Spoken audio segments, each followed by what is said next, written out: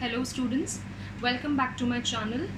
If you have not seen the previous videos, please do check them out. And we have been doing the series of videos on methods of preparation of alkyl halides, जिसमें से already 2 videos हम कर चुके हैं. Now this is going to be the final one, जहाँ पे हम बात करने वाले हैं 2 और methods की.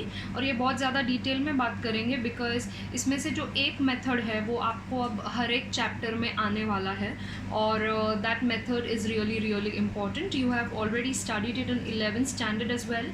12th में भी आपको करना है और आपके entrance exam point of view से भी वो बहुत ही ज़्यादा इंपॉर्टेंट है. So I am going to be talking about that particular method in very much detail. So keep watching. Now we have already discussed few methods. So the next method that we have to discuss is the preparation of alkyl halides by using hydrocarbons. Okay, so you have to do halogenation of hydrocarbons. Okay, now ये वाला जो method है alkyl halides preparation का वो suitable method नहीं है. इसका reason ये है कि इसमें you don't get a single product, you get a mixture of products. Okay, और अगर आपके पास मिक्सचर ऑफ प्रोडक्ट्स है तो आपको उसे सेपरेट करना पड़ेगा एंड सेपरेशन का टास्क बहुत ही ज़्यादा टीडियस हो जाता है बिकॉज आपको जो मिक्सचर ऑफ प्रोडक्ट्स मिलेंगे उनके बीच बॉइलिंग पॉइंट डिफरेंस भी काफ़ी कम होगा, तो इसके लिए उनको सेपरेट करना थोड़ा डिफ़िकल्ट हो जाता है. So halogenation of hydrocarbons is one method which is not that popular और rather it is not preferred due to its various disadvantages. Now अगर आपको ये मेथड के बारे में डिटेल्स चाहिए तो आप 11th स्टैंडर्ड के बुक्स रेफ़र कर सकते हो. मैं आपको जस्ट एक नोट दे देती हूँ कि इसके लिए हमने क्लोरीनेशन ऑफ मीथेन का एग्जाम्पल किया था. ठीक है, सो जब आप मीथेन का क्लोरीनेशन करते हो तो that reaction is done in presence of sunlight and अगर आपने क्लोरीन एक्सेस में लिया है so you end up getting mixture of alkyl halides. पहले आपको मीथाइल क्लोराइड मिलेगा, फिर आपको मिथिलीन क्लोराइड मिलेगा that is dichloromethane, then you get chloroform that is trichloromethane and finally you get carbon tetrachloride that is tetrachloromethane. And हर एक step में आपको HCl तो मिलता ही है. सो इन शॉर्ट इसमें आपको बहुत सारे प्रोडक्ट्स मिलेंगे, मिक्सचर मिलेगा जिसको सेपरेट करना बहुत ही ज़्यादा डिफ़िकल्ट हो जाता है और इस रिएक्शन को ना चेन रिएक्शन बोला जाता है. चेन रिएक्शन इसलिए बिकॉज उस रिएक्शन को स्टॉप करना काफ़ी डिफ़िकल्ट होता है. It goes on and on and on, ये कंटिन्यूसली होता रहता है. That is why that reaction is called as chain reaction. Okay, so hydrocarbons में से अगर आपको अल्काइल हैलाइड्स प्रिपेयर करने हैं तो फिर ये मेथड थोड़ा डिफ़िकल्ट हो जाता है. इनफैक्ट अगर ये तो क्लोरीनेशन का बात हो गया, सपोज़ अगर आपने ब्रोमिनेशन किया, ब्रोमिनेशन भी अगर आप इथेन का करते हो तो ठीक है, बट प्रोपेन ऑनवर्ड्स ब्रोमिनेशन में भी you start getting mixture of products because propane onwards you have different type of carbon atoms in your molecule. Okay, तो जितने अलग अलग टाइप के कार्बन एटम्स होंगे आपके मॉलिक्यूल में उतने आपको अलग अलग प्रोडक्ट्स मिलेंगे. सो ब्रोमिनेशन में भी आपको बहुत सारे मिक्सचर ऑफ प्रोडक्ट्स मिलते हैं. और अगर आयोडीनेशन आप कर रहे हो तो आयोडीनेशन का प्रॉब्लम ये है कि आपको बाय प्रोडक्ट मिलेगा HI, you get hydrogen iodide. जैसे क्लोरीनेशन में आपको HCl मिला था, ब्रोमिनेशन में यू गेट HBr, आयोडीनेशन में आपको HI मिलेगा as a by product. Now HI जो होता है it is a very powerful reducing agent. Reducing agent का क्या मतलब है कि HI है ना इमीडिएटली रिएक्शन को रिवर्स कर देता है. रिवर्स कर देता है इसका मतलब क्या है, HI gets converted to I2 again. तो अगर आपको हाइड्रोकार्बन का आयोडीनेशन करना है तो आपको किसी ऑक्सीडाइजिंग एजेंट के प्रेजेंस में करना होगा. तो ऑक्सीडाइजिंग एजेंट क्या करेगा, वो HI के रिड्यूसिंग एक्शन को स्टॉप करेगा या उसे कंट्रोल करेगा. ओके, सो ये जो तीनों मेथड्स हैं, क्लोरीन यूज़ करना है, ब्रोमीन यूज़ करना है, आयोडीन यूज़ करना है, फ्लोरीन तो वैसे ही यूज़ नहीं कर सकते क्योंकि एक्सप्लोजिव होता है. सो ये जो हैलोजिनेशन रिएक्शंस होते हैं हाइड्रोकार्बन्स के, उनमें you get mixture of products और सभी के कुछ ना कुछ डिसएडवांटेजेस हैं. So that is why this particular method is not preferred. Okay, तो अब हाइड्रोकार्बन्स में अल्केन्स तो चले गए कि अल्केन्स को अगर हैलोजन के साथ रिएक्ट किया तो अल्काइल हैलाइड्स मिलेगा, आपको डेफिनेटली मिलेगा, लेकिन उसके बहुत सारे डिसएडवांटेजेस हैं. ये वाले रिएक्शंस को आप 11th स्टैंडर्ड में डिटेल में कर सकते हैं. ओके, नाउ हम यहाँ पे जो मेथड की बात करने वाले हैं that is the addition reaction. Okay, you have to react alkenes, okay, with some halogen acid.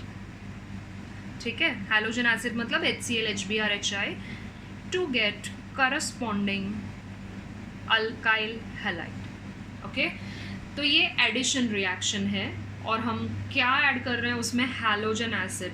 Therefore this reaction is also called as hydrohalogenation. Hydrohalogenation का मतलब है we are going to add hydrogen and we are going to add halogen. Okay, so हम लोग एक simple वाले reaction से पहले start करेंगे. अल्कीन में जो सिंपलेस्ट मॉलिक्यूल होता है वो कौन सा होता है? It is of course CH2 double bond CH2. And halogen acid के लिए हम HBr लेंगे. नाउ ये भी मैंने आपको प्रीवियस वीडियोस में एक्सप्लेन किया है कि HI मोस्ट रिएक्टिव होता है. HF तो हम लेते ही नहीं हैं क्योंकि उसका रिएक्टिविटी काफ़ी कम है. तो अगर आप HI यूज़ करोगे तो वो बहुत जल्दी रिएक्ट करेगा. HCl रिएक्ट करोगे तो बहुत ही स्लो रिएक्ट करेगा और HCl के साथ आपको कोई और कैटलिस्ट भी लेना पड़ेगा.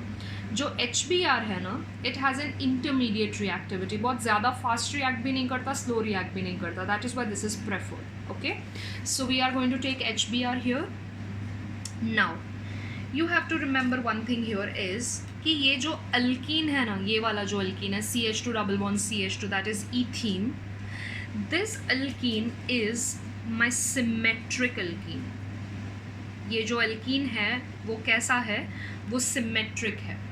Now what do I mean by symmetric? Symmetric का मीनिंग है कि डबल बॉन्ड के आसपास we should have the same number of carbon atoms. अगर डबल बॉन्ड के आसपास आपके पास same number of carbon atoms हैं तो ऐसे अल्कीन को सिमेट्रिक अल्कीन कहा जाता है. ओके, तो यहाँ पे अगर आप देखोगे तो डबल बॉन्ड के लेफ्ट में एक कार्बन है, राइट में भी एक कार्बन है. That means this is symmetric. Now you are going to add HBr to this alkene. अब ये सिमेट्रिक है तो हाइड्रोजन और ब्रोमीन आप कैसे भी ऐड कर सकते हो. सो लेट अस से हाइड्रोजन इस कार्बन के पास आएगा और ब्रोमीन यहाँ आएगा.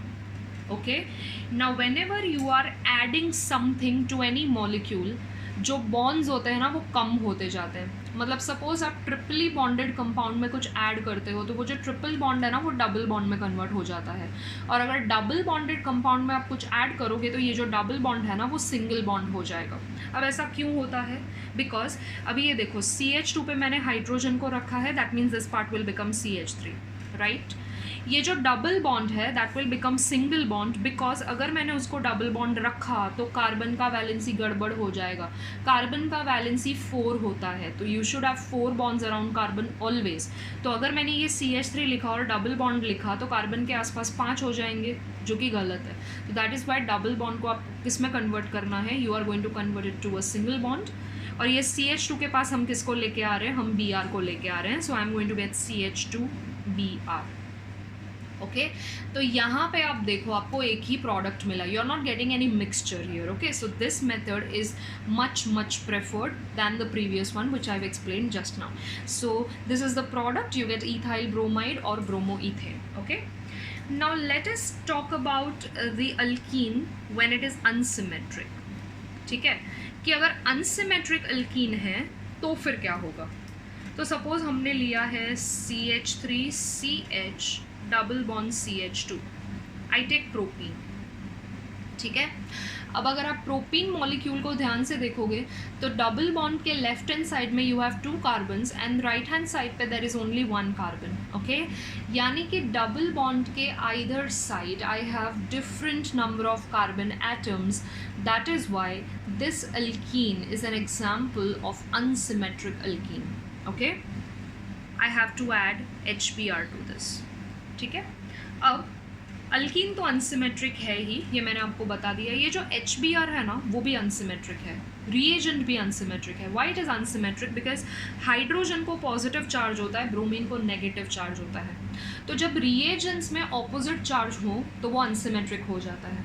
अगर इसके बदले सिर्फ हैलोजन होता, सिर्फ Br2 होता तो that would have been symmetric क्योंकि वो दोनों ब्रोमीन एटम्स ही हैं. ओके, पर ये अनसिमेट्रिक है. नाउ जब आपके पास अनसिमेट्रिक अल्कीन है और जब आपके पास अनसिमेट्रिक रिएजेंट है, okay, so there are 2 possibilities. You are going to get 2 products here. Okay, now listen to this carefully. अगर मैंने हाइड्रोजन इस कार्बन को दिया तो ब्रोमीन इस कार्बन को आएगा, that is possibility number 1, correct. So first possibility में what is the product that I am getting, CH3 remains as it is, क्योंकि जो भी एडिशन करना है that will be across a double bond. ये CH को हम क्या ऐड कर रहे हैं, we are adding hydrogen, so I will get CH2. और ये जो CH2 है उसके पास हम क्या ऐड कर रहे हैं, वी आर एडिंग ब्रोमीन, और ये जो डबल बॉन्ड है that becomes single bond, so I will gate CH2Br. Okay, now what is this product, I get 1 bromopropane. ठीक है. Now let us talk about the possibility number 2. Possibility number 2 क्या होगा, ये जो हाइड्रोजन है वो आप इसको दे सकते हो, और ये जो ब्रोमीन है वो आप यहाँ पे ला सकते हो, that is possibility number 2. So अगर पॉसिबिलिटी नंबर 2 हम फॉलो करें तो what will be the product that we get CH3, it remains as it is. ये जो CH है उसके पास हम ब्रोमीन को भेज रहे हैं, तो CH के नीचे आ जाएगा bromine, double bond becomes single bond, और ये जो CH2 है उसके पास हाइड्रोजन है, so this becomes CH3. Okay, now this is 2 bromopropane. Now here I am getting mixture of 2 products. Okay, ये दोनों products में से there is one product which is major, there is one product that is minor. Okay, तो ये वाला जो product है, first वाला product, it is a minor product, और जो second वाला product है वो major product है. ठीक है. ऐसे केसेस में याद रखिए ब्रांचेस वाले जो प्रोडक्ट होते हैं ना वो हमेशा मेजर होते हैं, और जो स्ट्रेट चेन वाले प्रोडक्ट होते हैं वो हमेशा माइनर होते हैं. नाउ ये मेजर और माइनर मैंने किस बेसिस पे डिसाइड किया, मेजर और माइनर डिसाइड करने के लिए there is a rule, and that rule also you have learned, that rule is called as Markovnikov's rule. Okay, rule का क्या नाम है, rule is called as Markovnikov's rule. Markovnikov was a Russian chemist, okay, and he had designed this rule, तो rule is called as Markovnikov's rule. Now Markovnikov's rule आप कब apply कर सकते हो, मार्कोनिकॉफ्स रूल अप्लाई करने के लिए there is a condition. अभी जैसे ये रिएक्शन हमने देखा है, उस रिएक्शन में क्या था कि मेरा जो अल्कीन था ना वो अनसिमेट्रिक था. ठीक है, मैंने प्रोपीन लिया, propene was unsymmetric alkyne, correct, और जो मेरा रिएजेंट है वो भी अनसिमेट्रिक है. तो जब दोनों चीज़ें अनसिमेट्रिक होती हैं तभी ही आप ये रूल अप्लाई कर सकते हो. Your alkyne should be unsymmetric, your reagent should also be unsymmetric. Okay, दोनों चीज़ें अनसिमेट्रिक हैं तब हम ये रूल अप्लाई कर सकते हैं. Now what is the rule, listen to that carefully. When an unsymmetric reagent is added to an unsymmetric alkene, जब आप unsymmetric reagent को unsymmetric alkene पे add करते हो, the negative part of the reagent goes to that carbon which has less number of hydrogens. जब unsymmetric reagent है उसको आप unsymmetric alkene पे add कर रहे हो तो रिएजेंट का जो नेगेटिव पार्ट है वो कहाँ जाना पसंद करेगा, रिएजेंट का नेगेटिव पार्ट उस कार्बन पे जाना पसंद करेगा जिसके पास कम हाइड्रोजन्स हैं.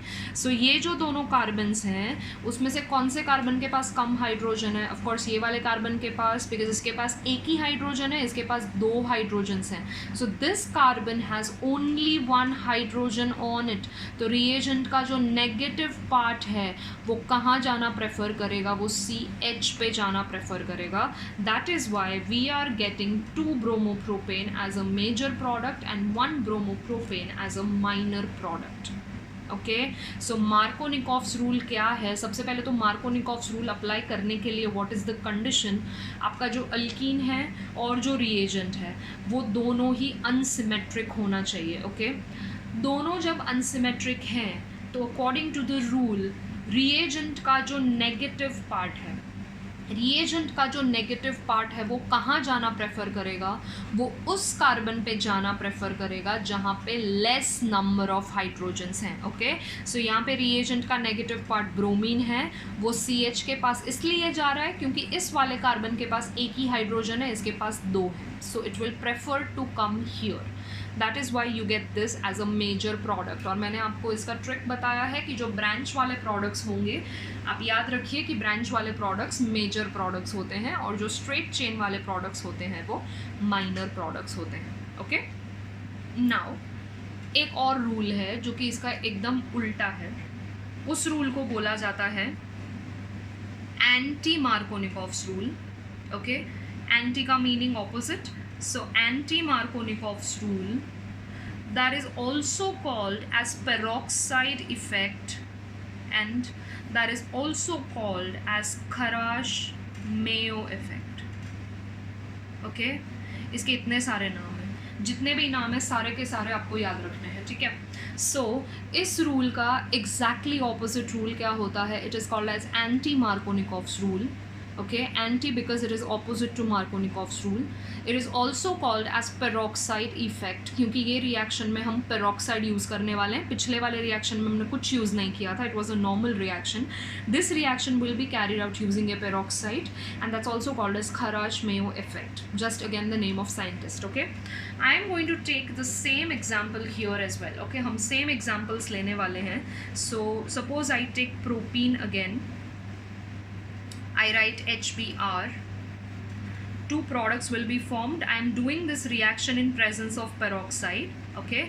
आप हाइड्रोजन पेरोक्साइड यूज़ कर सकते हो, लेकिन जो कॉमनली यूज्ड पेरोक्साइड है for anti Markovnikov, it is dibenzoyl peroxide. Remember this, dibenzoyl peroxide. What is the structure of dibenzoyl peroxide? Now see, benzoyl है मतलब बेंजीन रिंग तो होगा ही. benzoyl है मतलब benzene is attach to C double bond. OYL है ना, मतलब C double बॉन्डो से अटैच है. और बेंजीन को हम C6H6 लिखते हैं, लेकिन क्योंकि उससे C डबल बॉन्ड O भी अटैच्ड है, हम उसे लिखेंगे C6H5 C डबल बॉन्डो. तो ये बेंजोइल हो गया. हमें डाई बेंजोइल चाहिए, मतलब इसके 2 मॉलिक्यूल्स होने चाहिए, so there will be 1 more group like this. Okay, peroxide है ना, तो ये दोनों मॉलिक्यूल्स को आप ऐसे पेरोक्साइड लिंकेज से कनेक्ट करोगे. So this is dibenzoyl peroxide. It is the most commonly used peroxide for this particular reaction. ना इसमें भी जो प्रोडक्ट्स हैं वो सेम आएंगे. 2 पॉसिबिलिटीज़ थे. एक प्रोडक्ट हमें जो मिला था वो यही था 1 ब्रोमोप्रोपेन, और जो दूसरा प्रोडक्ट आपको मिलेगा वो होगा 2 ब्रोमोप्रोपेन. ओके, तो यही 2 प्रोडक्ट मिले हैं. एंटी मार्कोनिकॉफ रूल है ना, तो सिर्फ मेजर माइनर आपने उल्टा करना है. मार्कोनिकॉफ के लिए ये माइनर था ना, तो एंटी मार्कोनिकॉफ में ये मेजर हो जाएगा और इसमें ये माइनर हो जाएगा. ओके, सो पेरोक्साइड की वजह से this is the difference that takes place. Now what is the reason कि मार्कोनिकॉफ में जो मेजर माइनर है वो यहाँ उल्टा हो जाता है? रीज़न इज़ मार्कोनिकॉफ का जो मैकेनिज्म है ना, that takes place via formation of carbocation, and anti Markovnikov में since we are using peroxide, जब भी कोई पेरोक्साइड आएगा तो पेरोक्साइड वाला मैकेनिज्म्स है ना वो हमेशा फ्री रेडिकल मैकेनिज्म्स होता है. ओके, तो कार्बोकटायन और फ्री रेडिकल मैकेनिज्म्स एग्जैक्टली उल्टे होते हैं. वो मैकेनिज्म्स अगर आपको चाहिए तो वो भी आपको 11th स्टैंडर्ड में सिखाया गया होगा, और अगर आपको वो मैकेनिज्म्स नहीं पता है तो I will be posting those mechanisms also soon. Okay, so Markovnikov और एंटी मार्कोनिकॉफ में डिफरेंस क्या है? मार्कोनिकॉफ में we are not using any condition, we are simply adding HBr, और एंटी मार्कोनिकॉफ में हम HBr यूज़ कर रहे हैं, बट HBr हम यूज़ कर रहे हैं in presence of peroxide, and the most commonly use peroxide is which one? It is dibenzoyl peroxide. Okay, तो इसकी वजह से आप याद रखो, एंटी मार्कोनिकॉफ है, दैट मीन्स वो मार्कोनिकॉफ का उल्टा है. वहाँ आप जिस प्रोडक्ट को मेजर लिखोगे उसे आप यहाँ पे माइनर लिखोगे. Okay, now I am going to explain the final rule. This is not exactly there in your syllabus. Okay, पर नीट जेई और एंट्रेंस एग्जाम्स के लिए ये कभी आ जाता है क्वेश्चन ऐसा. सपोज आपके पास ऐसा कंपाउंड है. Okay, suppose I have this and I want to add HBr to this. बराबर. अब आप अगर ये अल्कीन को ध्यान से देखोगे तो ये जो अल्कीन है ना वो अनसिमेट्रिक है. ठीक है, क्योंकि जो डबल बॉन्ड है उसके लेफ्ट में 2 कार्बन्स हैं और ये जो डबल बॉन्ड है उसके राइट में 3 कार्बन्स हैं, मतलब ये अनसिमेट्रिक अल्कीन है. ठीक है, और HBr है. HBr क्या है? अनसिमेट्रिक रिएजेंट है, because hydrogen is positive and this is negative. तो जब अनसिमेट्रिक अल्कीन और अनसिमेट्रिक रिएजेंट है तो हम मार्कोनिकॉफ्स रूल फॉलो करते हैं, जिसके हिसाब से रिएजेंट का नेगेटिव पार्ट उस कार्बन पे जाता है जहाँ लेस नंबर ऑफ हाइड्रोजन्स है. Okay, the negative part of the reagent will go to that carbon which has less number of hydrogens.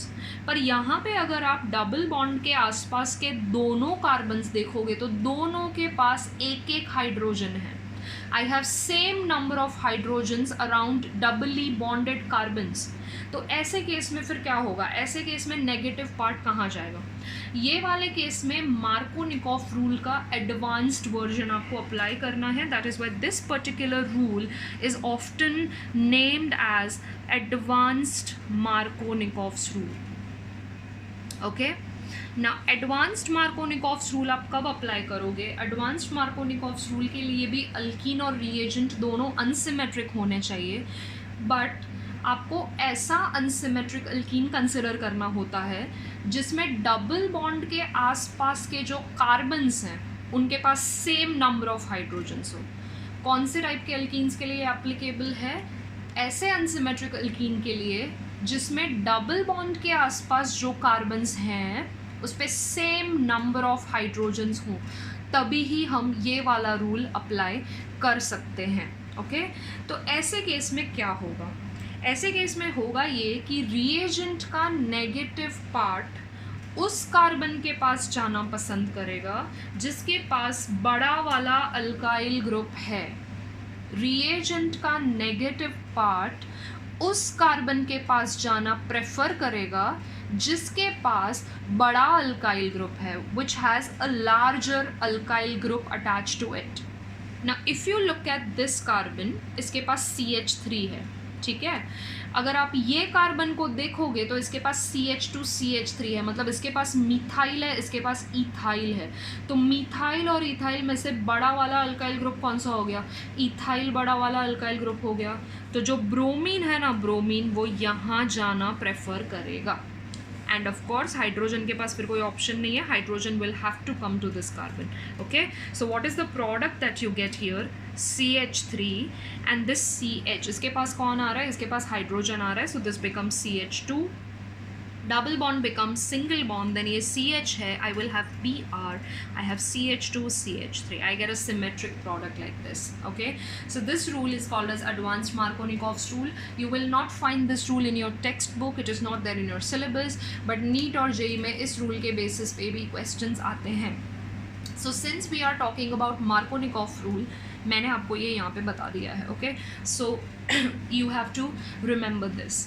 So with this we finish the methods of preparation of alkyl halides. Okay, now I will see you next time where we will talk about the physical and some of the chemical properties of alkyl halides. Until then, bye bye, take care.